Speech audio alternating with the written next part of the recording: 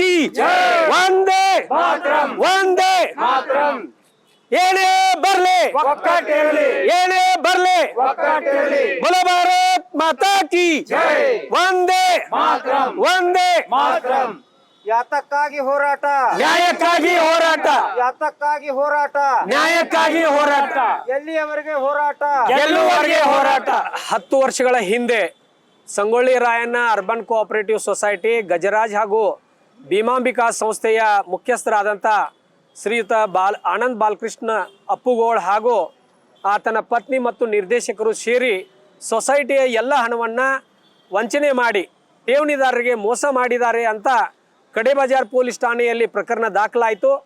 ತದನಂತರ ಹಲವಾರು ಠೇವಣಿದಾರರು ಗ್ರಾಹಕರ ನ್ಯಾಯಾಲಯ ಹಾಗೂ ವಿವಿಧ ನ್ಯಾಯಾಲಯಗಳಲ್ಲಿ ಪ್ರಕರಣಗಳನ್ನು ದಾಖಲು ಮಾಡಿ ಆದೇಶಗಳನ್ನು ಪಡೆದರು. ಆದರೆ ಕರ್ನಾಟಕ ಸರ್ಕಾರ KPID ಕಾಯ್ದೆ ಅಡಿಯಲ್ಲಿ ಸಕ್ಷಮ ಪ್ರಾಧಿಕಾರವನ್ನು ನೇಮಕ ಮಾಡಿ ಅರ್ಜಿಗಳನ್ನು ಕರೆದರು.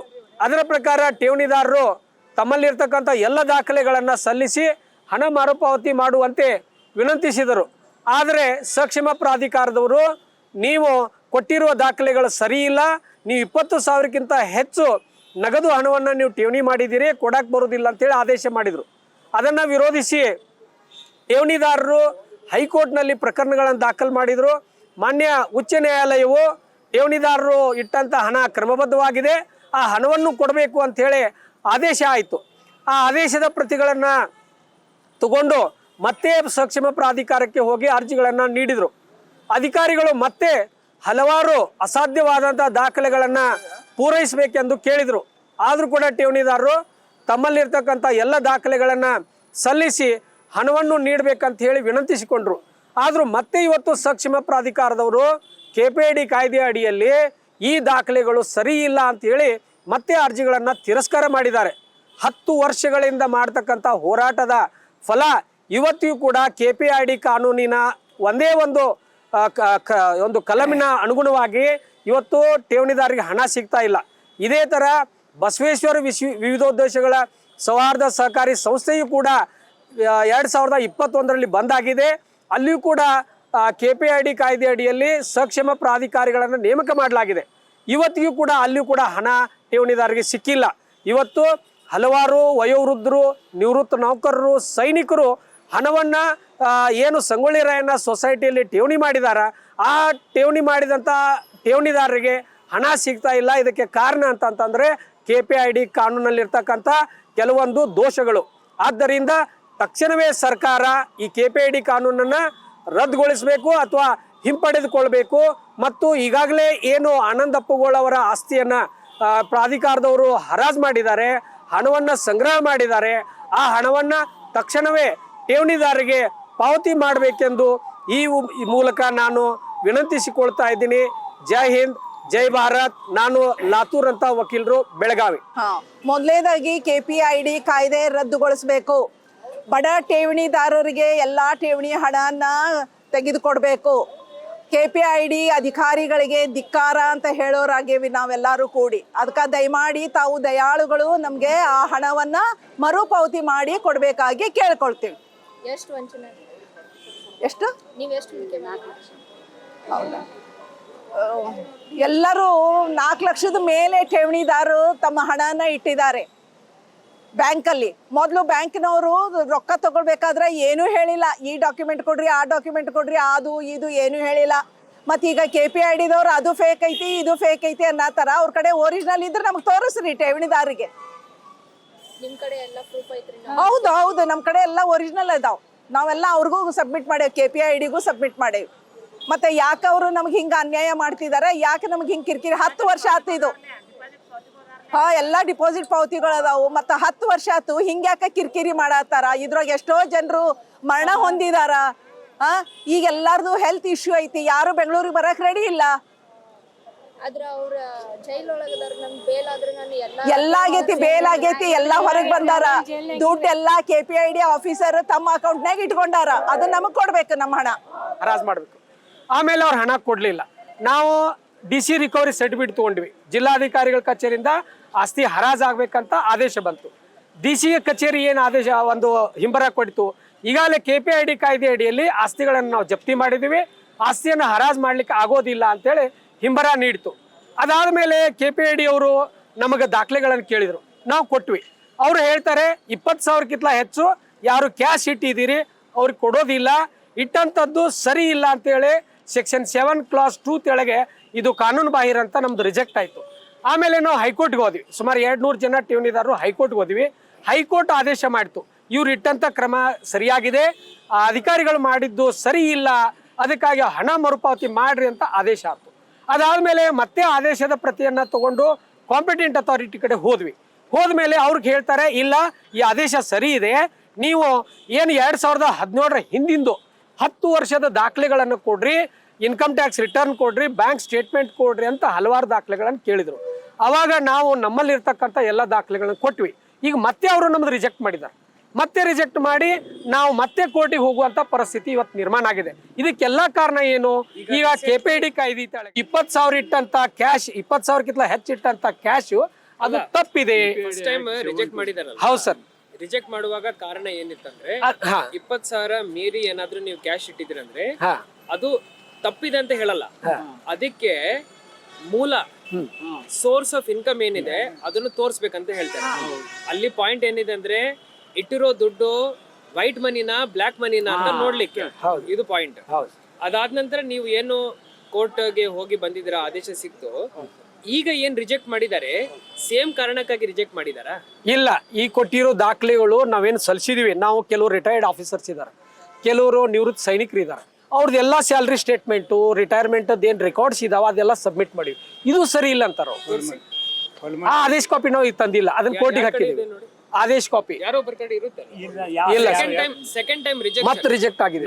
ನಾನು ಓದ್ಲಿಕ್ಕೆ ನನಗೆ ಅರ್ಥ ಆಗ್ಬೇಕಲ್ಲ. ಆಯ್ತು ಸರ್, ಇದಕ್ಕೆಲ್ಲ ಕಾರಣ ಹೇಳ್ತೀನಿ ಸರ್. ಏನಾಗಿದೆ, ಕಾಂಪಿಟೆಂಟ್ ಅಥಾರಿಟಿ ಅಂತ ಏನು ಅಸಿಸ್ಟೆಂಟ್ ಕಮಿಷನರ್ ರ್ಯಾಂಕ್ ಅಥವಾ DC ರ್ಯಾಂಕ್ನವ್ರು ಇದ್ದಾರೆ, ಅವರು ಪದೇ ಪದೇ ದಾಖಲೆಗಳನ್ನು ಕೇಳ್ತಾರೆ. ಈಗ ಆಫೀಸ್ ಇರೋದು ಬೆಂಗಳೂರು. ಸಿಂಪಲ್ ದಾಖಲೆಗಳು ನೀವೇನ್ ಕೊಡ್ತೀರಾ ಅದು ವೈಟ್ ಮನಿ ಇರ್ಬೇಕು. ಹೌದು, ಸಿಂಪಲ್. ಅದನ್ನು ಆ ಪಾಯಿಂಟ್ ಅಲ್ಲಿ ತನಕ ನನಗೆ ಸ್ಟೋರಿ ಗೊತ್ತಿದೆ. ಅದನ್ನು ಹೊರತುಪಡಿಸಿ ಯಾವ್ದಾದ್ರು ಕಾರಣದ ಮೇಲೆ ರಿಜೆಕ್ಟ್ ಮಾಡಿದಾರ ಅಂತ ನಾನು ಚೆಕ್ ಮಾಡ್ಬೇಕು. ಮಾಡಿ ಸರ್. ಈಗ ಏನಾಗಿದೆ, ಈಗಾಗಲೇ ಕನ್ಸ್ಯೂಮರ್ ಕೋರ್ಟ್ ಒಂದು ಆರ್ಡರ್ ಮಾಡಿದೆ, ಅದು ತಪ್ಪಿದೆನಾ? ಅದು ಕನ್ಸ್ಯೂಮರ್ ಪ್ರೊಟೆಕ್ಷನ್ ಆಕ್ಟ್ 1986 2009 ಇವರ ಆರ್ಡರ್ ಅಲ್ಲೇನೆ ಸರ್, ಅಲ್ಲೇನೆ ಬಂದಿದೆ. ಇವರ ಆರ್ಡರ್ ನಾನು ಓದ್ಲಿಲ್ಲ ಅಂದ್ರೆ ಅದರ ಮೇಲೆ ಟಿಪ್ಪಣಿ ಮಾಡ್ಲಿಕ್ಕೆ ಆಗಲ್ಲ. ಹೌದು ಸರ್. ಈಗ ಅದಕ್ಕೆ ಏನಾಗಿದೆ, ನಾವೇನ್ ಹೇಳ್ತಾ ಇದ್ದೀವಿ, ಈ ಕಾಂಪಿಟೆಂಟ್ ಅಥಾರಿಟಿ KPID ಆಕ್ಟ್ ತೆಳಗೆ ಅಪಾಯಿಂಟ್ಮೆಂಟ್ ಆಗಿದ್ದಾರೆ. ನಮಗೆ ಈ KPID ಕಾನೂನು ಬೇಡ, ಬೇರೆ ಕಾನೂನುಗಳಿದಾವೆ. ಈ ಕನ್ಸ್ಯೂಮರ್ ಪ್ರೊಟೆಕ್ಷನ್ ಆಕ್ಟ್ ಇದೆ 2019 ಇದೆ, ಬರ್ಡ್ಸ್ ಆಕ್ಟ್ ಇದೆ, ಆಮೇಲೆ ಸಿವಿಲ್ ಆಕ್ಟ್ಗಳಿದಾವೆ, ಸಾಕಷ್ಟು ಕಾನೂನುಗಳಿದಾವೆ. ಅದ್ರ ತೆಳಗೆ ನಾವು ನ್ಯಾಯ ತಗೋತೀವಿ. ನೀವು 20 ವರ್ಷದ ಹಿಂದಿನ ಕಾಗದ ದಾಖಲೆಗಳನ್ನು ಕೇಳಿದ್ರೆ ಯಾವ ಬ್ಯಾಂಕ್ನಾಗೂ ಕೂಡ 20 ವರ್ಷದ ಹಿಂದಿನ ಸ್ಟೇಟ್ಮೆಂಟ್ ಸಿಗೋದಿಲ್ಲ. ಇಲ್ಲಿ ಕೇಳಿದ್ದಾರೆ ಕೋರ್ಟಿಗೆ ಕೂಡ ಹೋಗಿದೆ. ಈಗ ಅವರು ನಿಮಗೆ 20 ವರ್ಷದ ಹಿಂದಿನ ದಾಖಲೆಗಳು ಕೊಡಿ ಅಂತ ಎಲ್ಲಿ ಕೇಳಿದ್ದಾರೆ? ಈಗ ಕಳಿಸಿದಾರೆ ಸರ್, ಲೆಟರ್ ಎಲ್ಲ. ಆಯ್ತು ಸರ್, ಈಗ ಒಂದ್ ಹೇಳ್ತೀನಿ, ಅದು ಆರ್ಗ್ಯುಮೆಂಟ್ ಆಗ್ತದ. ಆರ್ಗ್ಯುಮೆಂಟ್ ಅಲ್ಲ, ಏನು ನಾನು ದಾಖಲೆ ಕೇಳ್ತಾ ಈಗ ನಾವು ಕೊಟ್ಟಿದೀವಿ ಅವ್ರಿಗೆ, ಕೊಟ್ಟ ಮೇಲೆ ಹೈಕೋರ್ಟ್ ಕೂಡ ಹೋಗಿದೆ. ನಾನು ಎಲ್ಲಿ ಹೋಗಲ್ಲ, ನನಗೆ ಅದೊಂದು ಆರ್ಡರ್ ಕಾಪಿ ತೋರಿಸಿ ಅಷ್ಟೇ. ಯಾವ್ದು ಸರ್? ಈಗ ಸೆಕೆಂಡ್ ಟೈಮ್ ರಿಜೆಕ್ಟ್ ಆಗಿದ್ದು ಅಲ್ಲಲ್ಲ, ಈಗ ಸೆಕೆಂಡ್ ಟೈಮ್ ಆಯ್ತು ಸರ್, ಅದು ಕೊಡ್ತೀವಿ ಸರ್, ಕೊಡ್ತೀವಿ ನಾವು. ಆಯ್ತು ಸರ್, ಟಿಪ್ಪಣಿ ಮಾಡ್ತೀವಿ. ಈಗ ಒಂದ್ ಹೇಳ್ತೀವಿ ಸರ್, ನಮಗೆ ನ್ಯಾಯಾಲಯದ ಮೇಲೆ ವಿಶ್ವಾಸ ಇದೆ, ಅಧಿಕಾರಿಗಳ ಮೇಲೆ ವಿಶ್ವಾಸ ಇಲ್ಲ. ಕಾರಣ ಅಂತಂತಂದ್ರೆ KPID ಕಾಯ್ದೆ ಅಡಿಯಲ್ಲಿ ಅಧಿಕಾರಿಗಳು ದಾಖಲೆ ಸಂಗ್ರಹ ಮಾಡಬೇಕು, ಸ್ಕ್ರೂಟ್ನಿ ಮಾಡಬೇಕು, ನ್ಯಾಯಾಲಯಕ್ಕೆ ಸಬ್ಮಿಟ್ ಮಾಡಬೇಕು.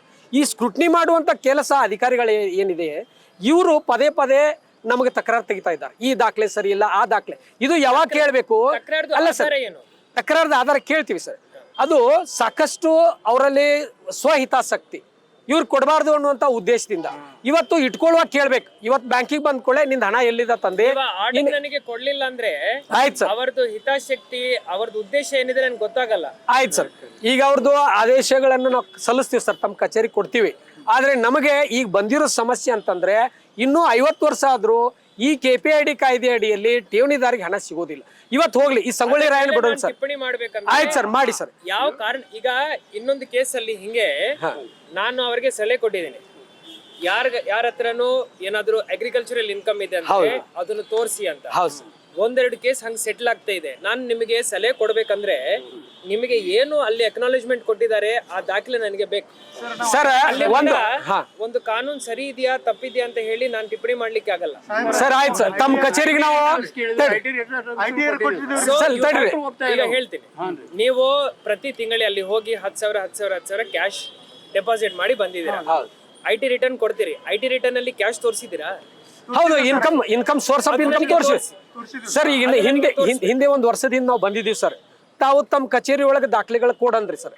ಕೆಲವ್ರು ಎಲ್ಲರೂ ಕೊಟ್ಟಿವಿ sir, bank statement, income tax return ಕೊಟ್ವಿ. ಅವಾಗ ನನ್ಗೆ ಏನ್ ಗೊತ್ತಾಯ್ತಂದ್ರೆ ನಿಮ್ಮ ದಾಖಲೆಗಳ ಮುಖಾಂತರ ನೀವು ಯಾವ ಬೇಸಿಸ್ ಮೇಲೆ ಈ ದುಡ್ಡನ್ನು ವಾಪಸ್ ಕೇಳ್ತಾ ಇದ್ರೋ ಅದು ಇನ್ಕಮ್ ಟ್ಯಾಕ್ಸ್ ರಿಟರ್ನ್ಸ್ ಅಲ್ಲಿ ರಿಫ್ಲೆಕ್ಟ್ ಆಗ್ತಾ ಇಲ್ಲ ಸರ್. ಇಟ್ ಈಸ್ ಈಗ ಆಗಿದ್ಯಾ? ಮತ್ತೆ ನನ್ ಕೊಡಿ. Amended income tax returns file ಮಾಡ್ಲಿಕ್ಕೆ 5 years ಬ್ಯಾಕ್ ಹೋಗಿ ಅಮೆಂಡೆಡ್ ಇನ್ಕಮ್ ಟ್ಯಾಕ್ಸ್ ರಿಟರ್ನ್ಸ್ ಇನ್ನೂ ಫೈಲ್ ಮಾಡಬಹುದು. ನಿಮ್ಮ ಚಾರ್ಟೆಡ್ ಅಕೌಂಟೆಂಟ್ ಜೊತೆ ಮಾತಾಡಿದ್ದೀನಲ್ವಾ ಅವಾಗ? ಸರ್ ಒಂದ್ ಹೇಳ್ತೀನಿ, ಇದು ಕೇಳ್ತಾ ಇದ್ದೀರಲ್ಲ, ಒಂದ್ ಸೆಕೆಂಡ್ ಸರ್. ಅಲ್ಲ, ಈಗ ಸೋರ್ಸ್ ಆಫ್ ಇನ್ಕಮ್ ಕೇಳ್ತಾ ಇದ್ದೀರಾ? ಇಶ್ಯೂನೇ ಅಲ್ಲ. ಇಲ್ಲ ಪಬ್ಲಿಕ್ ಇಶ್ಯೂ, ಕೋರ್ಟ್ ಕಚೇರಿ ಇಶ್ಯೂನೂ ಅಲ್ಲ. ಇದು ಆಕ್ಚುಲಿ ಇಶ್ಯೂ ಇರೋದು ಅಕೌಂಟ್ಸ್ ಬಗ್ಗೆ ಅಷ್ಟೇ. ಯಾವಾಗ ಸರಿ ಒಂದ್ ಹೇಳ್ತೀನಿ, ನಿಮಗೆ ಬೇಕಾಗಿರುವಂತದ್ದು ಒಳ್ಳೆ ಚಾರ್ಟೆಡ್ ಅಕೌಂಟೆಂಟ್ ಇಂದ ಟ್ಯಾಕ್ಸ್ ರಿಟರ್ನ್ಸ್ ರಿವೈಸ್ ಮಾಡೋದು ಅಷ್ಟೇ. ಆಯ್ತು ಸರ್. ಈಗ ಇದು ಯಾವ ಕಾಯ್ದೆಯಲ್ಲಿದೆ ಕೇಳ್ಬೇಕಂತ ಹೇಳಿ. ಏನೇ ಇರ್ಲಿ, ಅಲ್ಲ ಹೇಳಿ, ನಾವು ಕೊಡ್ತೀವಿ. ಏನೇ ಇರ್ಲಿ, ಈಗ ಕೆಪಿಐಡಿ ಕಾಯ್ದೆ ಒಳಗ ನೀವು ರಿಟರ್ನ್ ಕೇಳ್ಬೇಕು ಅಂತ ಇತ್ತಂತಂದ್ರೆ ನಾವು ಕೊಡ್ತೀವಿ. ಇಲ್ಲ, ನಾನು ಹಂಗೆ ಹೇಳ್ತಾ ಇಲ್ಲ. ನಾನು ಹೇಳ್ತಾ ಇರೋದು ಬಹಳ ಸಿಂಪಲ್. ಕೆಪಿಐಡಿ ಕಾಯ್ದೆನಲ್ಲಿ ನೀವೇನ್ ಹೇಳ್ತಾ ಇದೀರಿ?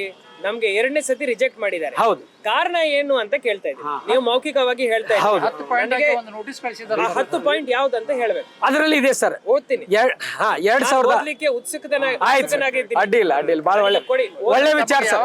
ಈಗ ಇವತ್ ಕೊಡಿ ಮಧ್ಯಾಹ್ನದಾಗ, ಅಲ್ಲಿ ಯಾರ್ಯಾರು ಹೇಳ್ಬಿಡಿ ಸರ್, ನಾ ಕೊಡಿಸಿ. ಆಯ್ತು, ಸಾಹೇಬ್ರು ಇರ್ತಾರ, ಅಲ್ಲಿ ಓದ್ ಕೊಡ್ರಿ.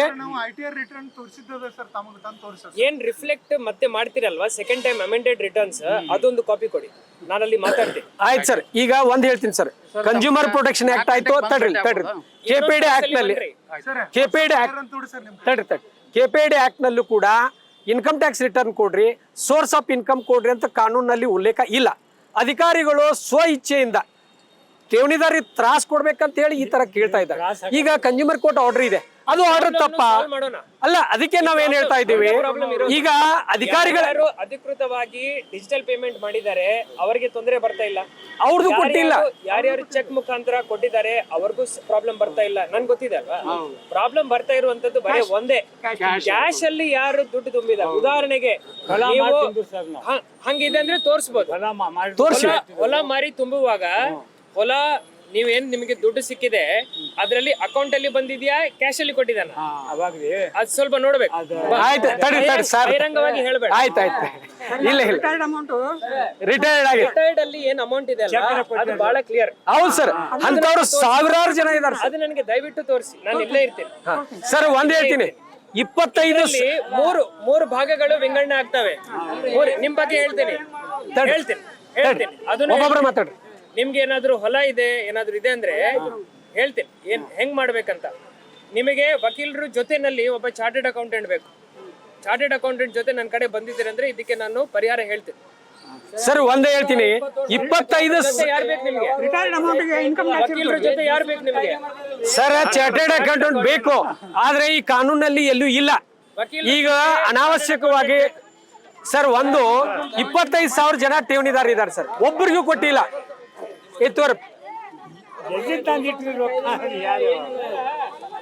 ಒಂದ್ ಈ ಕೇಸಲ್ಲಿ ಎಲ್ಲ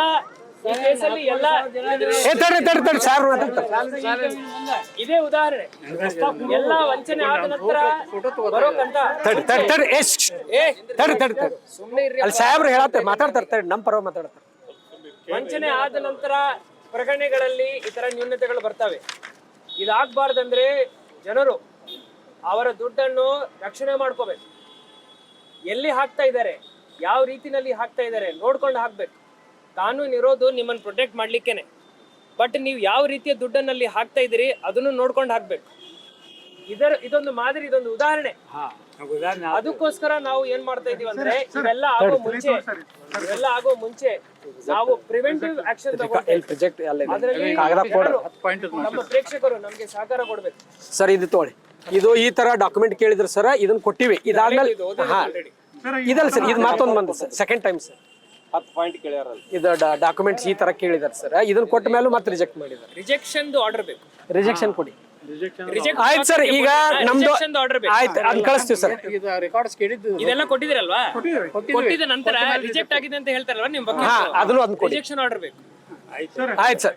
ಈಗ ITR ತೋರಿಸಿದೀವಿ ಸರ್, ತಮ್ಗೆ ಬಂದು ತೋರಿಸ್ತೀವಿ ಸರ್. ಪ್ಲೀಸ್ ತೋರಿಸಿ. ತೋರಿಸಿ ನಾನು ಇಲ್ಲೇ ಇರ್ತೇನೆ.